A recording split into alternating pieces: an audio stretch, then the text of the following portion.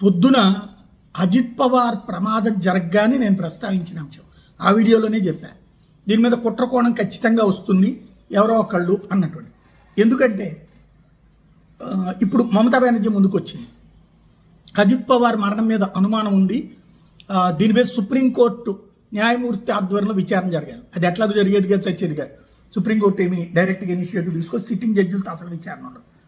దీని మీద a CBI దర్యాప్తు జరిపినా అది పనికిరాదని చెప్పడం అసలు ఉద్దేశం. అసలు ఈవిడ మమతా బెనర్జీ దాన్ని డైవర్ట్ చేస్తుంది. అంటే బీజేపీ వాళ్ళకి అతను చంపాల్సిన అవసరం లేదు.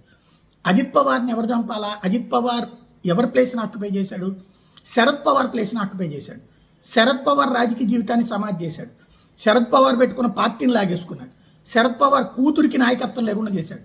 శరద్ పవార్ అన్న కొడుకు అతను, ఈయనకి కొడుకే అవుతాడు. కాకపోతే అతనే పార్టీని మొదటి నడిపింది. కానీ కరెక్ట్గా పీక్ స్టేజ్కి వచ్చిన టైంకి అతన్ని పక్కన పెట్టి, అది కూడా ముందు పార్టీని చీల్చి అవతలకి వెళ్ళిన అజిత్ పవార్ని వెనక్కి తీసుకొచ్చి కూర్చోబెట్టి నీకే మొత్తం అప్పచెప్తానని చెప్పి చివరికి సుప్రియా సూలేకి పార్టీ అధ్యక్ష బాధ్యతలు అప్పచెప్పి అజిత్ పవార్ని పక్కన పెట్టారు. దాంతో అక్కడ అవమానాల పాలయ్యాడు. ఆ టైంలో షిండే మళ్ళీ పార్టీని చీల్చి ఇటు పక్కన ఏది శివసేనని ఉద్ధవ్ ఠాక్రే నుంచి చీల్చి యువతలకు వచ్చి ఫడ్నవీస్తో కలిసి ప్రభుత్వం ఏర్పాటు చేసినప్పుడు మళ్ళీ ఇటు అజిత్ పవార్ కూడా కొంతమంది ఎమ్మెల్యేలను చీల్చుకుని వచ్చి చేశారు.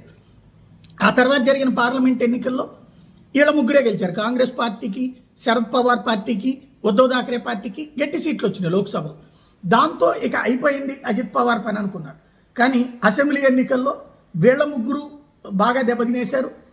2/3 మెజార్టీతో కూటమి గెలిచి అజిత్ పవార్ దర్జాగా ధైర్యంగా డిప్యూటీ సీఎం అయ్యాడు.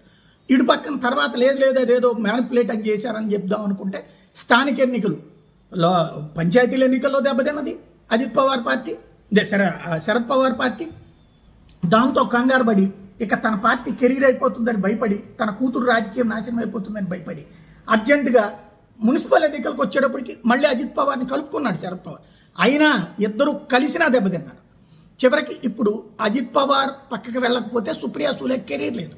సుప్రియా సూలే ఇక ఆ ఎన్సీపీ శరద్ పవార్ పార్టీ మునిగిపోయినట్టే.